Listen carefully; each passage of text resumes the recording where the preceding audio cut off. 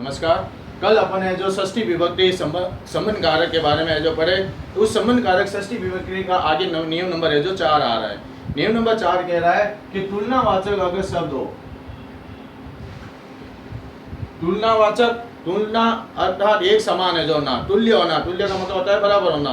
तुलनावाचक शब्द में या तुल्यवाचक शब्दों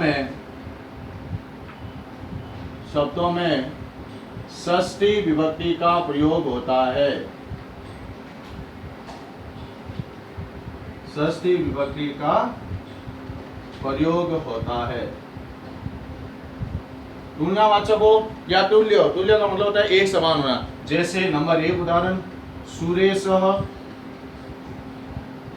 महेशस्य, सुरेशः महेशस्य तुल्यः अस्ति। सुरेश महेश के सम्मान है, तुल्य है। तो यहाँ पे तुलनावाचक शब्द आया, तुल्य शब्द आया, तो तुल्य शब्द होने के कारण इस रेखा के शब्द में षष्ठी विभक्ति का प्रयोग हुआ है। उसी तरह से एक उदाहरण, सीता गीताया, सीता गीताया तुल्या विद्यते।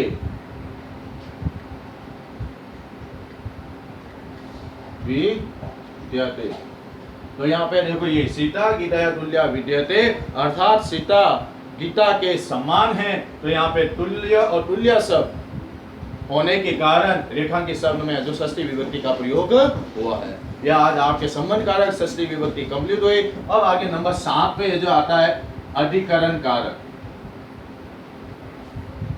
नंबर 7 अधिकरण कारक। अधिकरण कारक में जो सप्तमी विभक्ति का प्रयोग किया जाता है।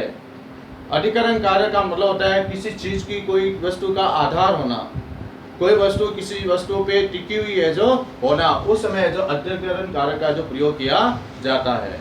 तो यहाँ पे जो अपन लिख सकते हैं कि क्रिया की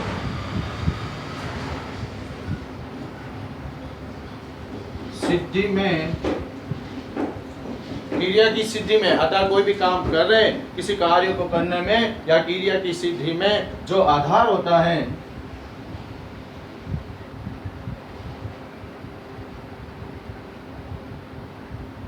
जो आधार होता है उसमें अधिकरण की संज्ञा होती है, अर्थात वह अधिकरण कारक होता है।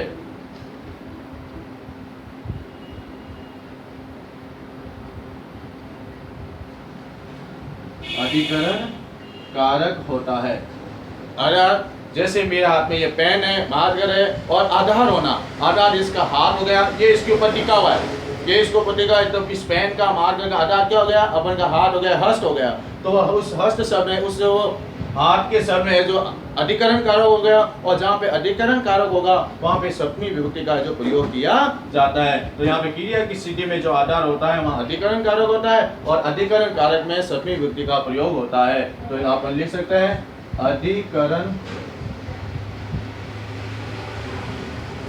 अधिकरण कारक में सप्तमी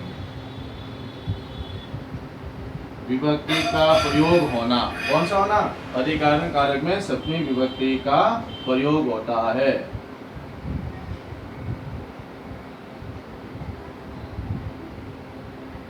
कौन सी विभक्ति का प्रयोग होना? सप्तमी विभक्ति का प्रयोग होना। अब है जो सप्तमी विभक्ति का है जो प्रयोग है जो किस तरह से होना, जिसे तिलेषु तेलम अस्ति, तिलों में तेल है। तेल किसमें होता है? तिल में। तो तिल जो शब्द है उसके अंदर है जो सप्तमी विभक्ति का जो प्रयोग होता है। जैसे नृप सिंहासने तिष्ठति, राजा सिंहासन पर बैठा है। तो सिंहासन वो किसके ऊपर टिका हुआ है? राजा सिंहासन पे। तो सिंहासन पे जो हो गया। तो इसका उदाहरण यहाँ ऊपर लिख रहा हूं मैं।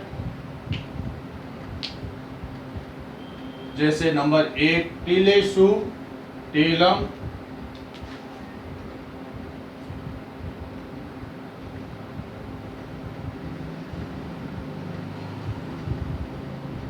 तिलों में जो क्या विद्यमान होता है? तेल। तो तिलेषु तेलम विद्यते, तिलों में तेल है। दूसरा जैसे नृपः सिंहासने तिष्ठति, नृपः सिंहासने तिष्ठति, तो राजा सिंहासन पर बैठता है। तो यहाँ पे बैठने का आधार है जो क्या हो गया, सिंहासन। विद्यमान तेल में, जो किसमें विद्यमान है, तिलेषु आधार तिल में। तो किसी क्रिया को स्थिति में जो आधार होता है उसमें अधिकरण कारक होता है, और जहाँ पे अधिकरण कारक होगा वहाँ पे जो सप्तमी विभक्ति का प्रयोग होता है, जिस तरह से तिलेषु और सिंहासने सबने होगा। उसके बाद में इसका एक नियम, पहला नियम इंपॉर्टेंट है। फर्स्ट जो नियम, स्नेह शब्द होता है या स्नेह धातु होती है, स्नेह धातु के योग में नियम नंबर 1, स्नेह धातु के योग में स्नेह धातु हो, तो अगर स्नेह धातु हो तो इसके योग में सप्तमी विभक्ति का प्रयोग होता है। ठीक है, इससे अधिकरण कारक के अंदर यही जो नियम है जो इंपॉर्टेंट है। स्नेह धातु हो, स्नेह का मतलब होता है प्रेम करना, स्नेह करना। पिता पुत्र से प्रेम करता है, गुरु शिष्य से जो प्रेम करता है, तो यहाँ पे स्नेह धातु आई है। अगर स्नेह धातु दी हो तो स्नेह धातु के योग में सप्तमी विभक्ति का जो क्या होना, प्रयोग होना। जैसे उदाहरण नंबर 1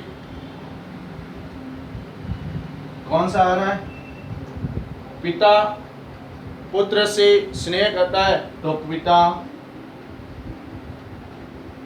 पुत्र स्नेहयति, पिता पुत्र से स्नेह करता है तो पिता पुत्र स्नेहयति। तो यहाँ पे स्नेहयति शब्द आया है, स्नेहयति में जो स्नेह धातु आई है, स्नेह धातु आई है, तो स्नेह धातु होने के कारण ये जो पुत्र शब्द है अर्थात पुत्रे शब्द है, इस पुत्रे शब्द में आपन के सप्तमी विभक्ति का जो प्रयोग हुआ है। तो स्नेह धातु दी हो तो स्नेह धातु के होने के बाद भी उसके अंदर जो आपके जो क्या होता है, सप्तमी विभक्ति का जो प्रयोग होना।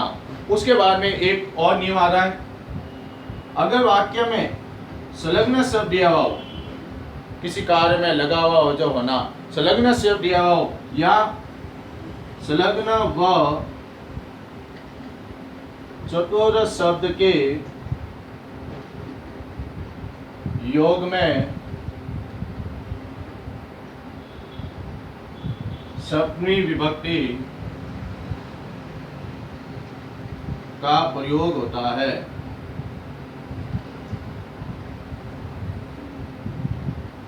ठीक है, ध्यान देना, अगर संलग्न शब्द हो, कार्य में लगा होना, जैसे जो राम अपने कार्य में संलग्न है, तो राम है जो अपने कार्य में लगा हुआ है। चतुर होना, चतुर जैसे जो राम संस्कृत में चतुर है, तो चतुर होना, तो संलग्न शब्द हो और चतुर शब्द हो, उस संलग्न और चतुर शब्द के योग में भी रेखांकित शब्द में जो कौन सा सप्तमी विभक्ति का प्रयोग होता है। जैसे संलग्न शब्द में एक लिख रहा हूं मैं, रामः, ठीक है, तो राम अपने कार्य में स्वकार्य संलग्न अस्ति, राम अपने कार्य में संलग्न है, तो संलग्न शब्द आया, तो संलग्न शब्द के योग में सप्तमी विभक्ति का प्रयोग होना। दूसरा है जो आ रहा है चतुर शब्द, जैसे श्यामः संस्कृते,